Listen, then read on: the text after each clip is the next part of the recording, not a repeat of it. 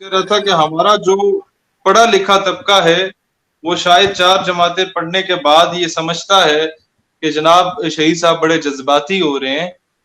मामला ये है, मुझे 72 सालों में कोई एक करारदाद अक़वाम मुत्तहिदा की दिखा दें जो कि जिससे मुसलमानों का कोई भला हुआ हो। क्या पूरी दुनिया इस बात से वाकिफ नहीं है कि फलस्तीन के साथ इजराइल का कैसा रवैया है? They're occupying the land of Palestine on daily basis. लेकिन अक़वाम मुत्तहिदा कुछ नहीं कर रहा। Innocent children in Syria, they were incinerated with the white phosphorus. उनको तेजाब डाल के जला दिया जाता है। अक़वाम मुत्तहिदा ने क्या किया? What was done in Lebanon? अक़वाम मुत्तहिदा ने क्या किया? What was done in Iraq by the terrorist US armed forces? Afghanistan अच्छा What was done in Afghanistan, mother of all bombs तो उसमें फेंका गया। अक़वाम मुत्तहिदा ने क्या किया? बर्मा में हमारे मजलूम मुसलमानों को तिक्के बनाए गए, उनके जिस्म को काट काट के, माओ के पेट को काट के बच्चों को निकाल के चीरा गया, प्रेग्नेंट खवातीन को बरहना करके दरख्तों से लटकाया गया मुसलमानों को। ये माजी की बातें नहीं, साल पुरानी बात है, 1 साल पुरानी बात है। अक़वाम मुत्तहिदा ने पता क्या किया? उसने बर्मा की वजीर आजम को इसके शाबाशी में कि आपने बड़ा अच्छा किया मुसलमानों के साथ, नोबेल पीस प्राइज दे दिया। हम उस अक़वाम मुत्तहिदा की तरफ देख रहे हैं, वो जो दुनिया का इतना बड़ा फ्रॉड है कि वो 5 चौधरी जो उसने बिठाए हुए हैं, अमेरिका, बरतानिया, रशिया, चाइना और मेरे ख्याल है फ्रांस है या जर्मनी है, उसको बिठा के कि पूरी दुनिया एक तरफ हो, वो कोई फैसला करे दुनिया, और इन 5 ममालिक में से एक भी कहते नो तो नो, तो भाई बाकी सारी दुनिया फिर क्या यहां पर वो तालियां बजाने के लिए बैठी हुई? बचपन से मेरा 2 सालगिरह मेरी होती थी, एक मैं इस्लामी तर्ज पे मना लेता था कि इस्लामी तारीख पे कौन सी आ रही है और वो ईस्वी कैलेंडर में कौन सी आ रही है। गिफ्ट बटोरने का बड़ा मुझे शौक होता था। कोई कॉन्सेप्ट मैंने नहीं छोड़ा था, ना अली जफर का, ना अबरारुल हक का, ना जवाद अहमद का। ये तो 8वीं तक ये शाहरुख खान, सलमान खान को हम आइडियलाइज करते थे।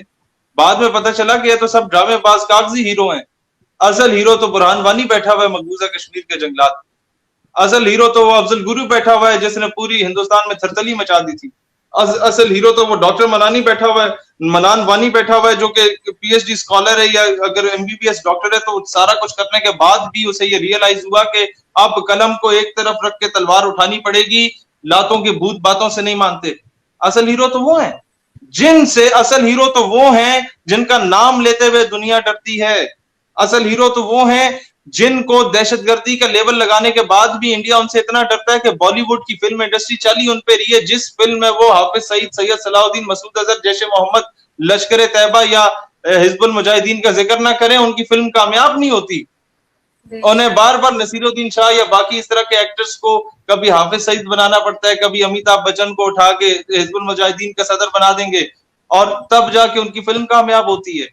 इसका मतलब ये है कि ये वो अनटोल्ड स्टोरीज हैं या ये वो ऐसे हीरोज हैं, गुमनाम मुजाहिदीन हैं जिनको हम लोगों ने खुद ही पसे पुश्त रखे रखा। जब इनको मैंने देखा तब मुझे अंदाजा हुआ कि नहीं यार, असल जिंदगी तो ये है जो कि मौत के बाद भी आपको जिंदा रखती है। असल जिंदगी तो ये है कि तेरे आजाद बंदों की ना ये दुनिया ना वो दुनिया।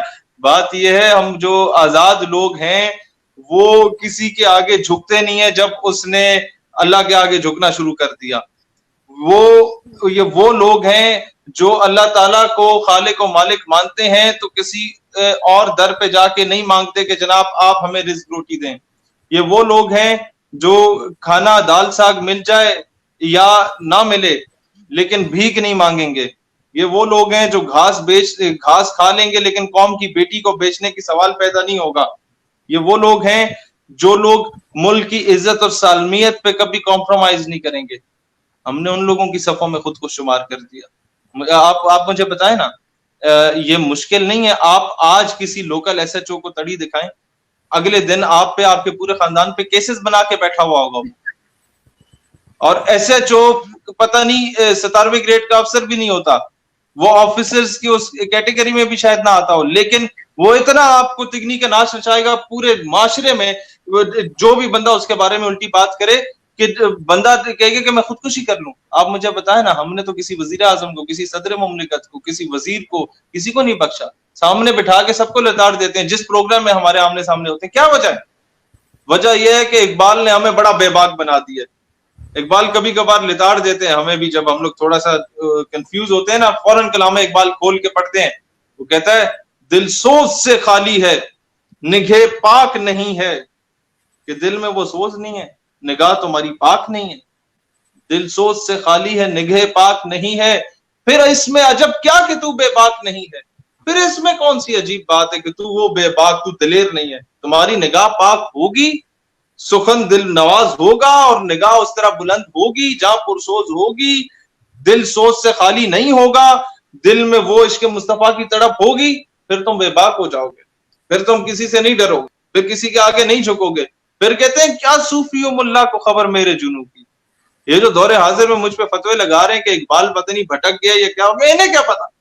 کیا صوفی ملا کو خبر میرے جنوں کی, ان کا سرے دامن بھی ابھی چاک نہیں ہے. انہیں ابھی تک اپنے اندر آ کے انہوں نے دیکھا نہیں ہے کہ what they are up to. یہ آ کے اقبال کو پہچانیں گے. اقبال کو تو وہ شیر محمد شرق پوری نے پہچانا رحمت اللہ علیہ, اللہ ان کے درجات بلند کرے. وہ یہ ہے کہ ہم نے بحیثیت قوم اقبال رحمت اللہ علیہ کو ایک شاعر اور قائد اعظم کو ایک وکیل بنا کے بٹھا دیا. ہم نے یہ نہیں دیکھا کہ دونوں ہستیاں اپنے دور کے مرد کلندر, مرد مجاہد گزرے تھے. ہم نے ان کو محدود کر دیا, ہم نے ان کی تعلیمات نہیں پڑھی. ہم نے یہ نہیں دیکھا کہ قائد اعظم کبھی جھکے نہیں کسی غیر کے آگے. ہم نے یہ نہیں دیکھا کہ قائد اعظم زبردست دبنگ طریقے سے کھڑے رہے. ہم نے یہ نہیں دیکھا کہ قائد اعظم کی بہن محترمہ فاطمہ جناح اللہ ان کے درجات بلند کرے, ان کے گھر میں جب سرکاری میز اور کرسی آئی تو انہوں نے واپس بھجوا دیا.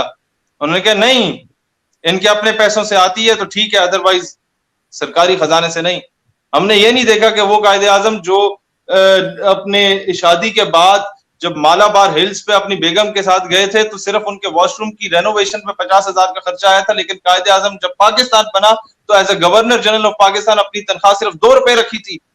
ہم نے یہ نہیں دیکھا کہ وہ قائد اعظم جس کے سرکاری خزانے سے جب موزے آئے مہنگے تو انہوں نے واپس کرا دیے, کہ تم نے دیکھا نہیں قومی خزانہ کس طرف ہے.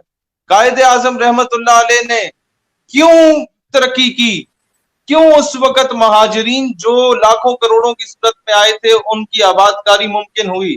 کیسے؟ وہ ایسے کہ قائد اعظم نے سب سے پہلے اپنا 300 کنال کا بنی گالا کا پلاٹ بیچا تھا. پھر قائد اعظم نے اپنے رائے ونڈ کے محل بیچے تھے.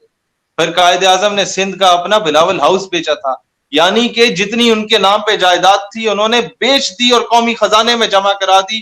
اور جو وہاں سے بےچارے ہندوستان سے, بہار سے, اجمیر سے, لکھنؤ سے, دہلی سے, ممبئی سے جو لوگ آئے تھے ان کو آباد کرنے کے لیے کیمپ لگائے. جب قائد اعظم نے خود اپنا سب کچھ دے دیا, اس پوائنٹ پہ غور کریں, تب قوم نے اپنے زیور بیچے تھے.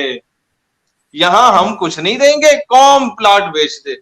بھائی ایسے تو نہیں ہوتا, قوم گھاس نہیں کھاتی. یہ تبدیلی تھی جو قائد لائے تھے.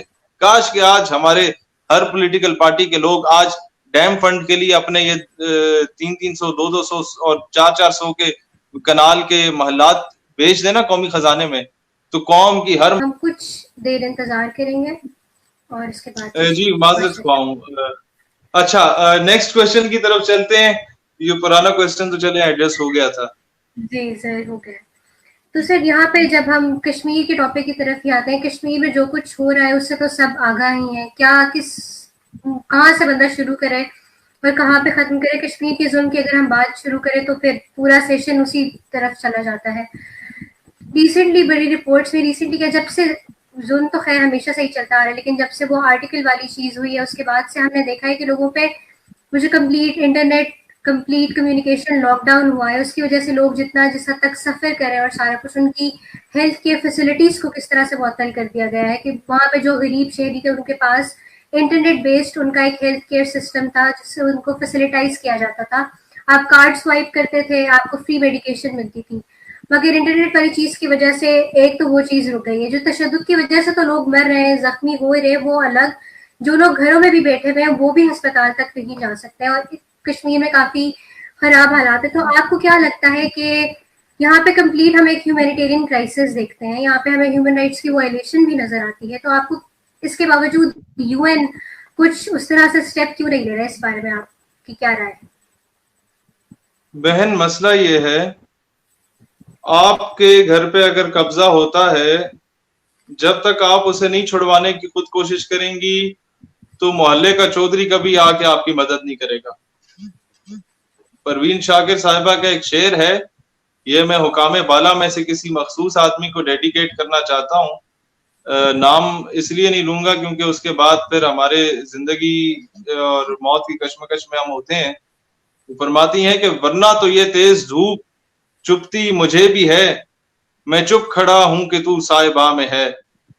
کاش کہ اس تیز دھوپ کا ازالہ وہ لوگ کر پاتے تو آج کشمیر آزاد ہوتا۔ مسئلہ صرف یہ ہے، آپ کا سوال تھا اقوام متحدہ سے۔ بہن، اقوام متحدہ دنیا کا سب سے بڑا فراڈ ہے۔ آج شاید میری بات پہ ہے کہ جناب شہید صاحب بڑے جذباتی ہو رہے ہیں۔ معاملہ یہ ہے، مجھے 72 سالوں میں کوئی ایک قرارداد اقوام متحدہ کی دکھا دیں جو کہ جس سے مسلمانوں کا کوئی بھلا ہوا ہو۔ کیا پوری دنیا اس بات سے واقف نہیں ہے کہ فلسطین کے ساتھ اسرائیل کا کیسا رویہ ہے؟ They're occupying the land of Palestine on daily basis. لیکن اقوام متحدہ کچھ نہیں کر رہا۔ Innocent children in Syria, they were incinerated with the white phosphorus. ان کو تیزاب ڈال کے جلا دیا جاتا ہے۔ اقوام متحدہ نے کیا کیا؟ What was done in Lebanon, اقوام متحدہ نے کیا کیا؟ What was done in Iraq by the terrorist US armed forces, Afghanistan اچھا what was done in Afghanistan, mother of all bombs تو اس میں پھینکا گیا۔ اقوام متحدہ نے کیا کیا؟ برما میں ہمارے مظلوم مسلمانوں کو تکے بنائے گئے، ان کے جسم کو کاٹ کاٹ کے، ماؤں کے پیٹ کو کاٹ کے بچوں کو نکال کے چیرا گیا، پریگننٹ خواتین کو برہنہ کر کے درختوں سے لٹکایا گیا مسلمانوں کو۔ یہ ماضی کی باتیں نہیں، سال پرانی بات ہے، 1 سال پرانی بات ہے۔ اقوام متحدہ نے پتہ کیا کیا؟ اس نے برما کی وزیر اعظم کو اس کے شاباشی میں کہ آپ نے بڑا اچھا کیا مسلمانوں کے ساتھ، نوبل پیس پرائز دے دیا۔ ہم اس اقوام متحدہ کی طرف دیکھ رہے ہیں، وہ جو دنیا کا اتنا بڑا فراڈ ہے کہ وہ 5 چودھری جو اس نے بٹھائے ہوئے ہیں، امریکہ، برطانیہ، رشیا، چائنا اور میرے خیال ہے فرانس ہے یا جرمنی ہے، اس کو بٹھا کے کہ پوری دنیا ایک طرف ہو، وہ کوئی فیصلہ کرے دنیا، اور ان 5 ممالک میں سے ایک بھی کہہ دے نو تو نو، تو بھئی ساری دنیا پھر کیا یہاں پر وہ تالیاں بجانے کے لیے بیٹھی ہوئی؟